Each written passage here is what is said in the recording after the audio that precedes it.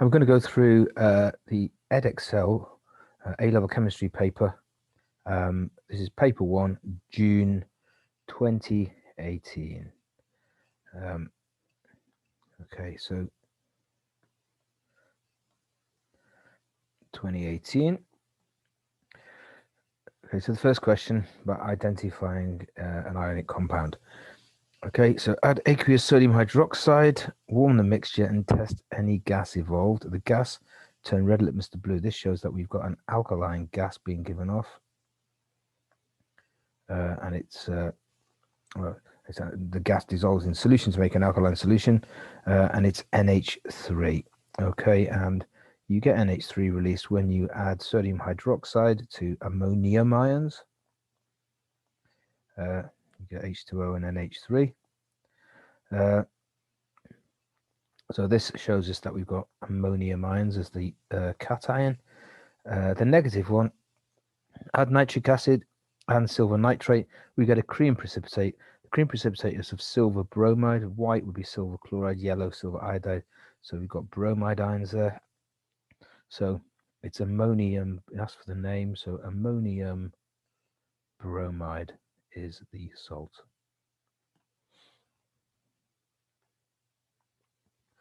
Right.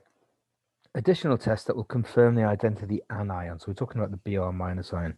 Right. It's always a bit difficult to tell is it cream or white or yellow.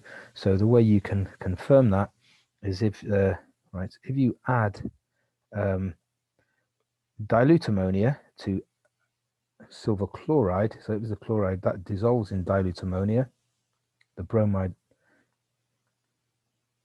dilute ammonia solution. So if it doesn't dissolve in that, it tells you it's not the chloride. And then you add concentrated NH3 solution in aqueous solution, and that the silver bromide will dissolve in concentrated. If it didn't dissolve in concentrated, then it would probably be silver iodide would be the precipitate. Okay, so silver bromide will redissolve, not in dilute, but in concentrated ammonia. That's the other test you should do to confirm it. Okay, this is a pretty easy question. So you've got to look up in your periodic table where lithium is, which you probably know anyway. It's atomic number 3. So it's got 3 protons. So this 6 Li will have 3 neutrons. This one will have 4. And then electrons. Well, the lithium atom will have 3 electrons, but this is a lithium ion here, so it's positive ion, so it's missing an electron, so that's going to be 2. Right, the mass spectrum of a diatomic molecule has peaks at the following MZ values.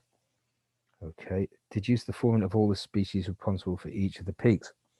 Right, it's diatomic, so the smallest one, the diatomic molecule weighs 32, so the atom must weigh 16. Okay, which atom exists as diatomic molecules and has got an atomic mass of 16, but it's going to be oxygen. So the 32 will be the one at 32. You've got 2 times 16 oxygens. The one at 33, well, you must have an isotope 1 heavier, so that's going to be a 16 oxygen and a 17 oxygen in a diatomic molecule. 34 is going to be 2 17 oxygens. 35 is going to be a 17 oxygen and an 18 oxygen. And 36 is 2 18 oxygens.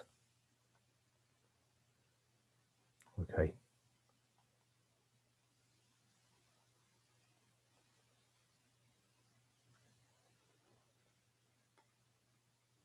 Complete the table to show the maximum number of electrons which can fill each region of an atom. Okay, 1s, you can fit 2 electrons in there. Right, the 2p subshell, right, there are 3 lots of p2p orbitals. Each one can accommodate 2 electrons, so that's going to be 6 electrons. The third quantum shell, well, you've got 3s. That can, let's write it over here. 3s which can fit 2 electrons. You've got 3 lots of 3p orbitals, each which can fit 2 in, so that's going to be 6 in there. And then you've also got 3d, and there are 5 3d orbitals, each can take 2 electrons, so that is a total of 10 electrons. So the maximum number is 18 in the third quantum shell. Sorry, 18 electrons. Okay, here's an energetics question here. So we're getting nitric acid and reacting with sodium hydroxide and neutralize an experiment to determine the enthalpy change of neutralization. Okay, so right, let's just give a reason why excess sodium hydroxide was used. Well, let's just see the moles of nitric acid, conc times volume. So that's 1 times that's equal to 0.025 moles of nitric acid. And you're going to have a tiny bit more of sulfuric acid, so it's a bit more because you've used the so it's going to a bit more than 0.025. You've got excess sodium hydroxide. Why? Well, the only reason why is to make sure all the nitric acid reacts.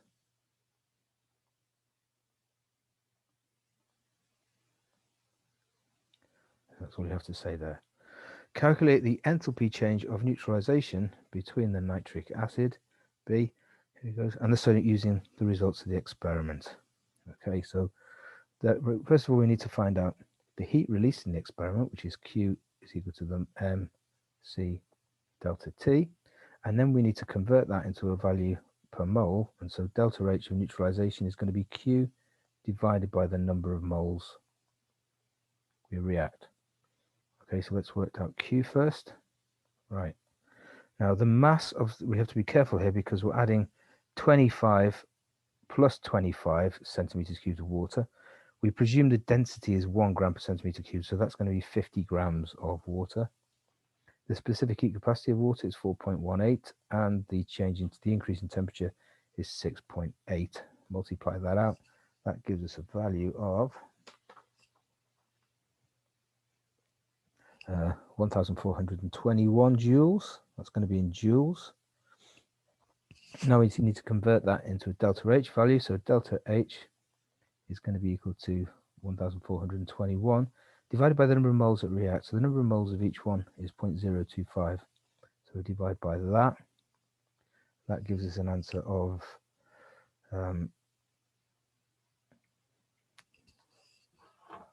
exactly is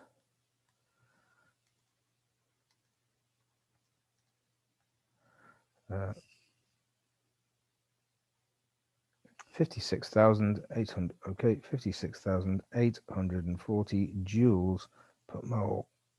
We want to probably convert that to kilojoules, so that's 56.8 kilojoules. But then we have to be careful about the significant figures. It says give it to the appropriate number of significant figures. So we should give it to the least accurate thing they give us. Now, these are all quoted in 3 sig figs, all of these things here, but the temperature is only given to 2 sig figs, and also the density of water is only given to 2 sig figs, so we should really call that just 52 significant figures, 57 kilojoules per mole to get the mark there. Okay. Right, now let's hold transition metals. So I'll just clear up this here.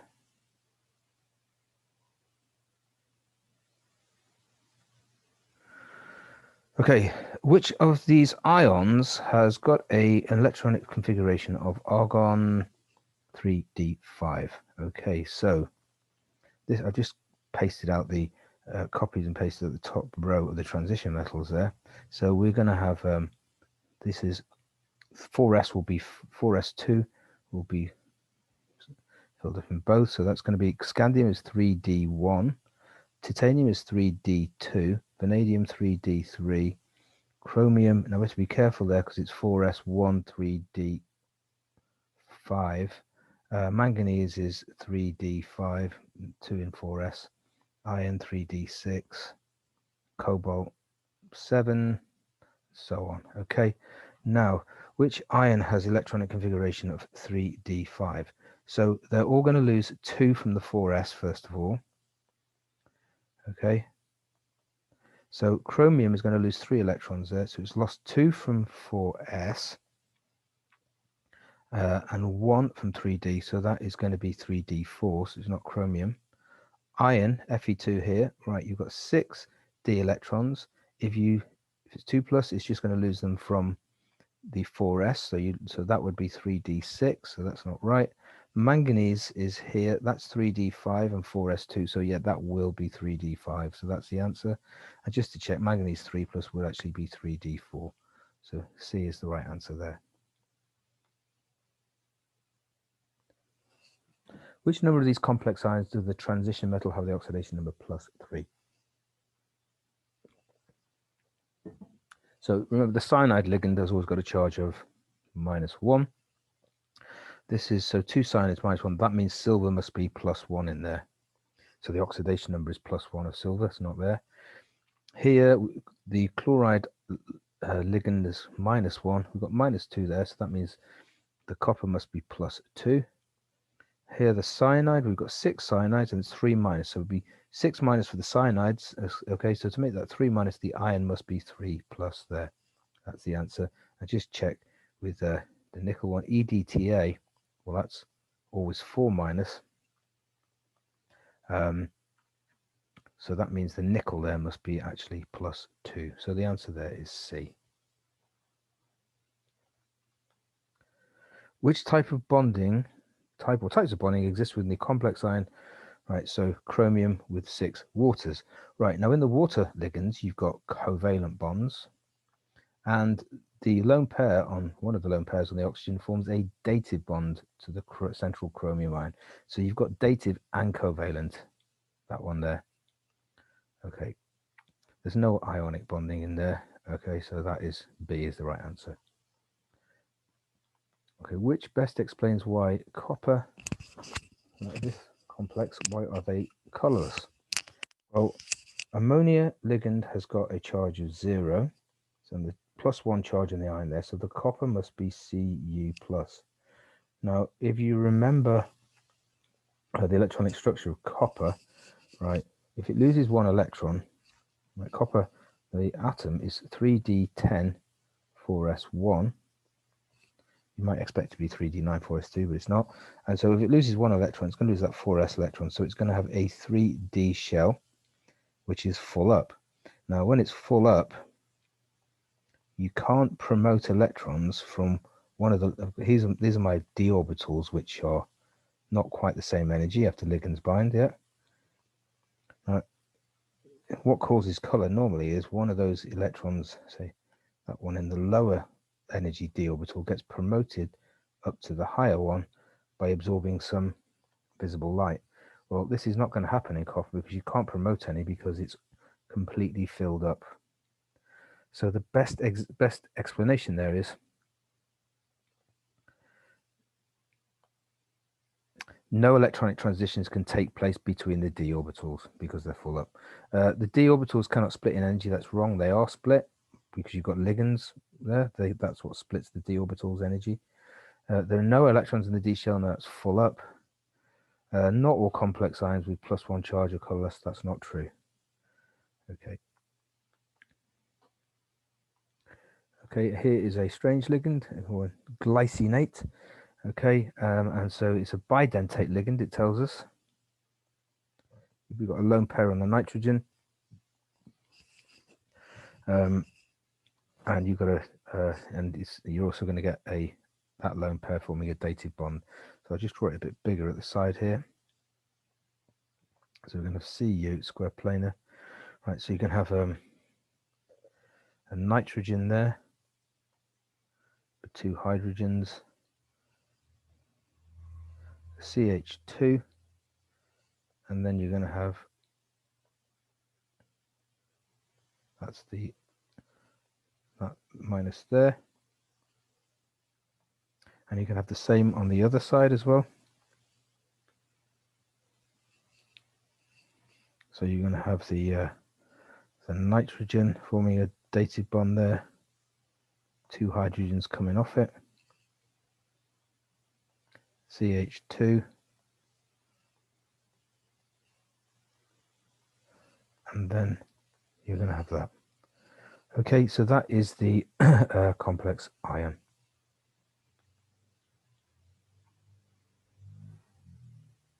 Right, manganate ions react with ethane dioate ions here. The reaction is slow at first and then gets faster before decreasing again. We have to know this, that this reaction is catalyzed by Mn2 plus ions. Okay, and so the Mn2 plus ions catalyze it, but they are a product. So we say it's auto-catalyzed. So at first, very slow rate of reaction, presumably because the activation energy is high. Okay, so it's not very fast. Right, in the middle, you've got some Mn2 plus, and that speeds up the reaction because it catalyzes it by giving an alternative route.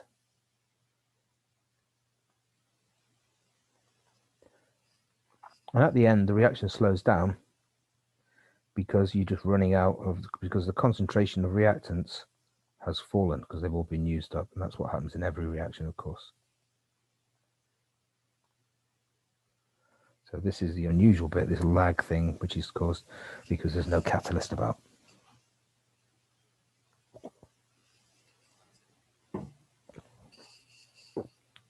An electrochemical cell, next question, okay, is made from the electrode systems represented by these half equations. So we've got copper 2 plus and 2 electrons going to copper metal, and then Mn3 plus and Mn2 plus. Right, complete the diagram by adding the labels. Right, so this is a voltmeter. It should be high resistance. Measure the voltage. Right, that's copper 2 plus, that's fine. Now here, the electrode is going to be made out of platinum because you don't have any metal there. You've only got Mn2 plus and Mn3 plus ions. You haven't got any manganese metal, so you need something to conduct, so you've got platinum. Here, you're going to have a solution of Mn2 plus ions and Mn3 plus ions. So, for example, manganese 2 sulfate, manganese 3 sulfate. And that's all you've got there. And they're both of those should be at a concentration of 1 mole per decimeter cubed if we are measuring the standard value. Okay, so they should, the concentration of the 2 plus and the 3 plus should be that. Right. I've done that. A salt bridge is used to connect between the two half cells. State what chemical is contained in the salt bridge. Well, it's usually an aqueous solution of potassium nitrate. It can be almost any soluble ionic compound, so sodium nitrate or potassium nitrate, doesn't really matter. I think you're allowed all of those alternatives. Right.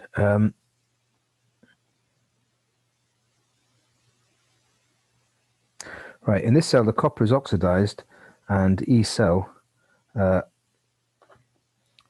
is 1 plus 1.5 volts. Okay, write the overall ionic equation for the reaction taking place. Well, the copper is oxidized, so that's oxidation numbers. Copper's got to lose electrons. Okay, oxidation number 0 there.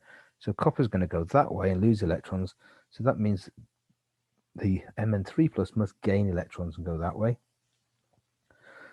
This one is only a 1 electron process, so we're going to have to multiply this one by 2. So let's add them together. You get 2 manganese 3 plus copper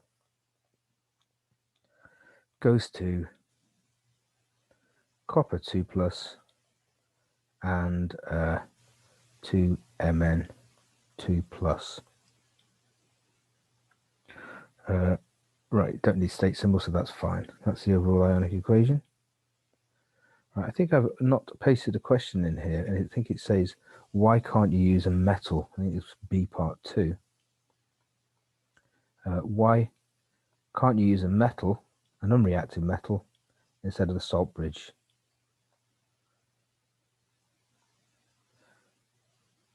Okay, and the reason why you can't use that is because ions need to move out of the salt bridge into the solutions. Of course, you haven't got any ions in a piece of metal. You've only got electrons, but they can't move out into the solution. So basically, that's the answer. If you think about it, what happens here is when the reaction happens, we get Cu2 plus ions are made in solution here.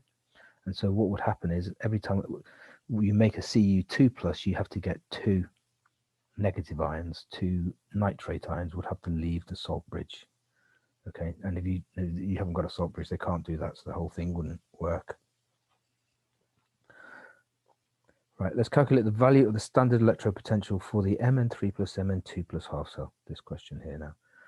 Okay, so we know that the E cell is equal to the E right minus E left. We normally take the right is the most positive. We know the most positive in this case must be the manganese one, because that's the one that takes in electrons and goes forwards. The manganese one is best at taking in electrons. Positive electrons are negative, so the most positive one is going to take them in. So manganese is the most positive. E cell, we're told, is 1.15 volts. E right, we don't know, that's the manganese one.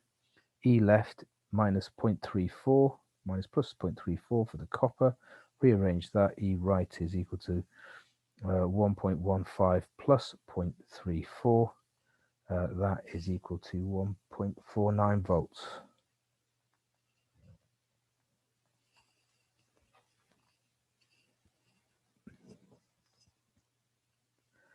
Question 6. The solubility of metal hydroxides. Okay, straightforward recall question. Which of these metal hydroxides is the most soluble in water? Well, if you remember, with the hydroxides down group 2, so you've got calcium, magnesium, calcium, strontium, barium. They become more soluble as you go down group 2. See the opposite trend with the sulfates, of course. So the most soluble, right? Oh, I haven't read the question properly here. That's the most soluble group 2 hydroxide. Okay, but potassium hydroxide is going to be more soluble than any group 2. So the answer is D. And that is me not reading the question correctly. So potassium is the right answer. You don't need to worry about all group 1 compounds will be more soluble than group 2 compounds. Always. Right, excess magnesium hydroxide is added to water and shaken. A saturated solution is formed and the mixture reaches equilibrium. Okay, here's the equilibrium constant for this, and we can see the magnesium hydroxide does not appear in the expression. Why not? It's because the concentration of solids we presume are constant, so we leave them out. Okay, and this is a heterogeneous equilibria. We never put solids into the equations because the concentration of them is the same. Well, give the units for Kc here. Well, Kc is going to have the same units as that on that side, and you've got, so manganese ions is in mole per decimeter cubed, and then you're going to have mole per decimeter cubed squared for the hydroxide ions, so that's equal to mole cubed dm to the minus 9 are the units.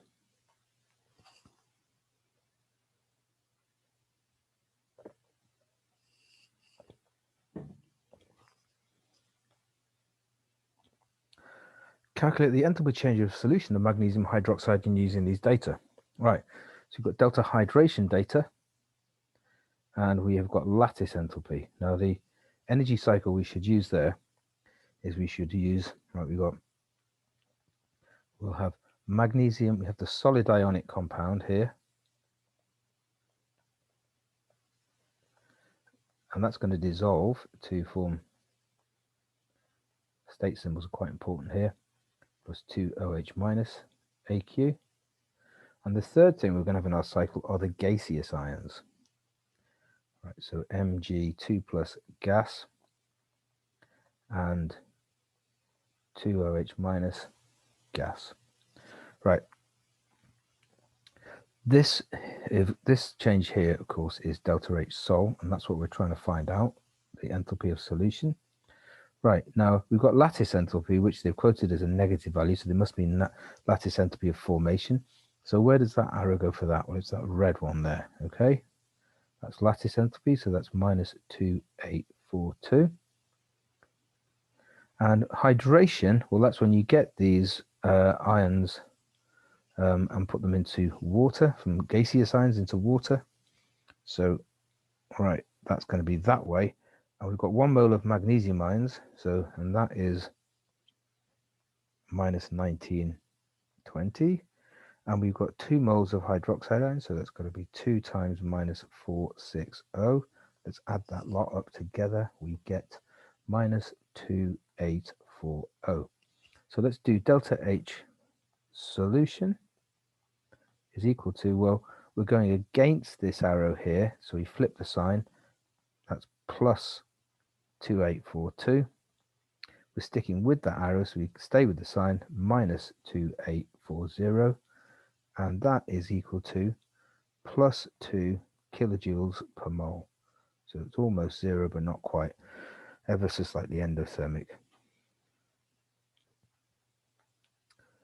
Okay, which graph shows the concentration of the magnesium ions when some solid magnesium hydroxide is shaken with water and left to reach equilibrium? Well, it's going to be this one, definitely, right? Because here it starts dissolving, and at this point it appears to have stopped dissolving. That's of course because it's coming out of solution at the same rate as it is dissolving. So that's the concentration of magnesium ions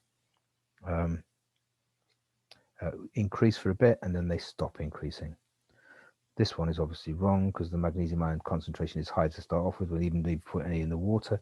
This one looks like it's just gone carrying on forever, like it's not an equilibrium reaction. That's got to tail off. And that one looks, well, that's definitely wrong. Okay, so D is the answer. Right. Predict the effect of any, if any, of adding each of the following to a saturated solution of magnesium hydroxide in contact with solid magnesium hydroxide. Justify your answer in terms of the effect on equilibrium. So we're going to use Le Chatelier's principle here. Right, if you add magnesium sulfate solution, that's pretty soluble. So you've got a high Mg2. You're going to increase the Mg2 plus ion concentration. Le Chatelier says the equilibrium will try and will move to oppose the change. So it's going to go backwards. Okay. So the equilibrium will go backwards, so you'll get more magnesium hydroxide solution more magnesium hydroxide solid will form. Right, if you add dilute hydrochloric acid, that's a bit more complicated. Right, if you add H plus ions, they're going to react with OH minus ions to form water. So adding H plus is effectively the same as removing OH minus ions. Le Chatelier tells us if you remove OH minus, it's going to go that way to try and make more of them. So what will happen then is more of the magnesium hydroxide will dissolve.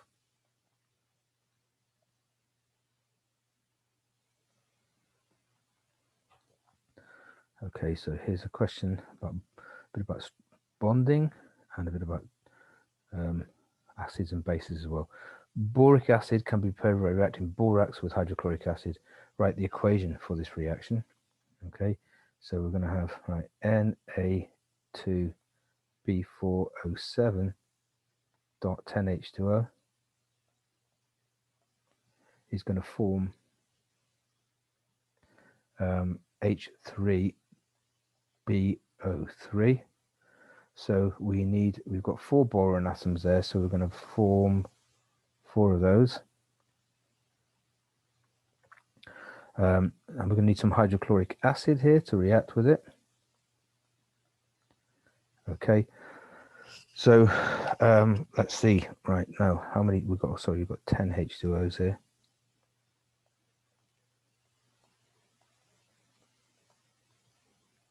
Right, so we've got to form 4 of those.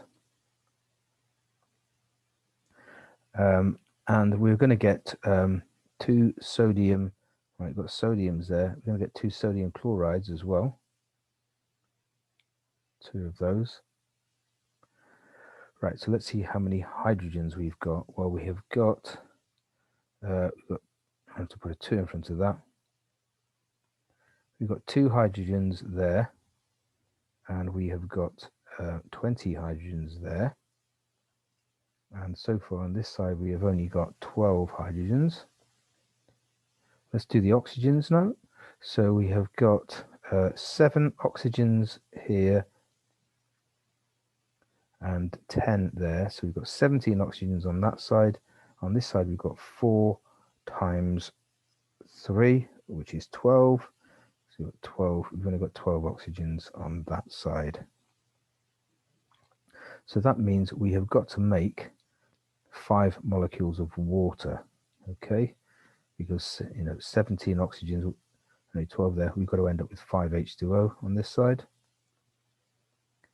Now let's just check our hydrogens are okay. So now we have got another 10 hydrogens, which is good.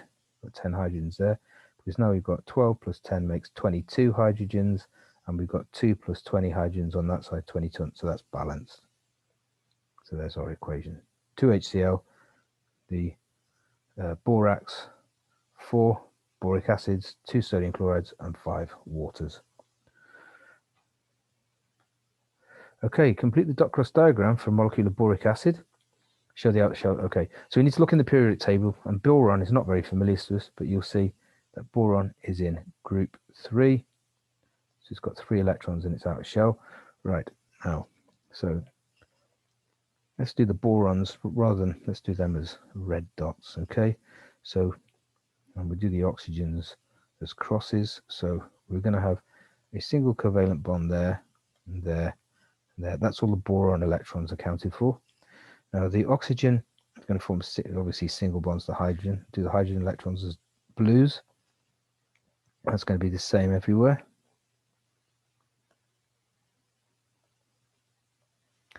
Now look at the oxygen. We have only got 2 crosses. Oxygen is in group 6, so we need 4 more crosses. So we've got a lone pair there, and there, and there, and there, and there, and there. So that is our dot cross diagram for the boric acid. Okay. Now, what are the bond angles of the OBO? Now look at the OBO here. Boron, okay, has got 3 bonding pairs and no lone pairs. So it's going to be trigonal planar around that, and the bond angle for trigonal planar is 120. So we've got 120 there for those bond angles. For the OBO, that's 120. And now for the BOH, just look at that. Okay, so I'll just get rid of that.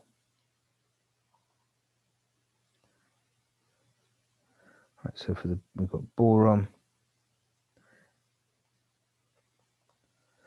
oxygen, hydrogen. Now I need to look at the oxygen. The oxygen's got two bonding pairs, but it's also got 2 lone pairs as well. So 2 bond pairs, 2 lone pairs. So it's like a tetrahedral shape, yeah. But of course, those 2 lone pairs are going to push the bond angle down, which is normally 109.5. It's like a water molecule, isn't it? We always say so. If you've got 2 lone pairs and 2 bond pairs, that goes down to 104.5. So that's the answer there. So we need 120 and 104.5. The answer is C. Okay, boric acid is a solid with melting point. What's the strongest interactions between the molecules in solid boric acid? Well, can boric acid form hydrogen bonds? Let's think about it. Right. So obviously it's not covalent because the molecules are all, we've said they're like this. It's not giant covalent. So you're not breaking covalent bonds when you melt it. There's no ions there. Have we got hydrogen bonds? Yes, we could have hydrogen bonds because we've got hydrogens which are attached to oxygen. That will make them sufficiently delta positive, yeah. And we've got lone pairs on the oxygens, yeah.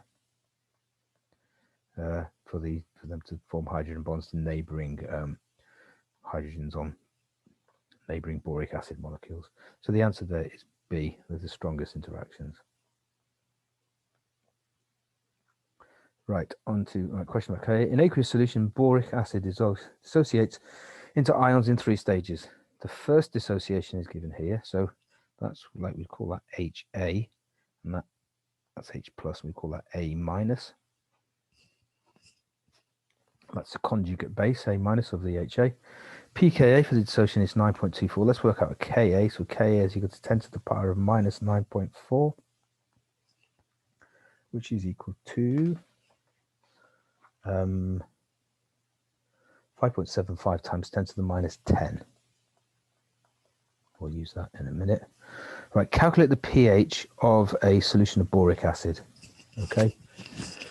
Right, so this is just like this is when you've got a weak acid and it's not a buffer solution. You've just got the weak acid, and we've got to work out the pH. So what we're going to say there is we've got HA is going to dissociate into A minus, which is the H2BO3, which is that one. I'm not going to write it down, save time, and H plus. Right, let's say the start concentration. So that's the minute you put the boric acid in the water before it's had time to dissociate, if you like. Well, they say that's 0.05. The A minus concentration, so how much of that is at the start? We haven't got any. Now the H plus concentration is not really zero because you've got some in the water, but we're going to presume the amount in the water is insignificant compared to what comes from the acid. Water always 1 times 10 to the minus 7 mole per decimeter cubed, of course. It's neutral. So I think he asked us later about an assumption we made. Well, that's one assumption we've made. We're going to, that's small enough to ignore it. Okay, 0.5. Right, once it's reached equilibrium, let's say that the concentration of A minus is X, and so the concentration of H plus is also going to be X.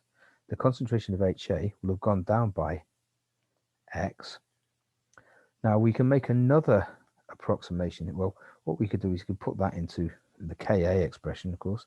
So Ka is equal to H plus concentration of A minus over HA.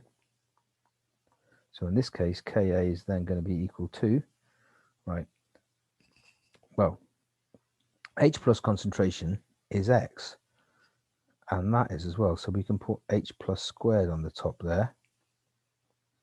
And we're going to divide that by 0.05 minus the concentration of H plus squared. H plus, sorry. This was X there. Now, because hardly any of that dissociates, we can say that this term here is approximately equal to, it's more or less 0.05. And that's going to be another approximation we're making there, another assumption. So we've got Ka is equal to H plus squared over 0.05, rearrange and put the numbers in. H plus squared is equal to Ka, we work that out as 5.75 times 10 to the minus 10, multiplied by 0.05. That gives us a value of 2.877 times 10 to the minus 11. Right, H plus, take a square root of that number. You get 5.36 times 10 to the minus 6. Minus log it to get the pH. pH is equal to 5.27. That's our answer. Right, state any assumptions that you made in your calculation. Right, there's the assumptions. Right, so number one, I'd say we assume H plus conc or H plus concentration from the water is negligible.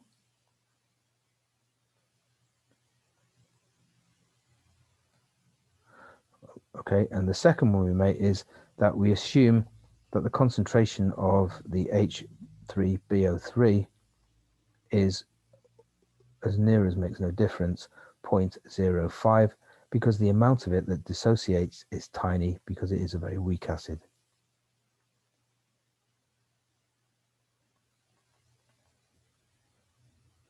And they always ask the assumptions in that. Edexcel are very keen on those kind of approximations that are perfectly valid to make, and they want you to know about them. They always ask about it. Right, boric acid can undergo further dissociation. What's the conjugate acid of the HbO3 2 minus ion? The conjugate acid, well, this is the conjugate base, then the other one's the conjugate acid. Now, acid-base pairs are interchangeable by a single proton.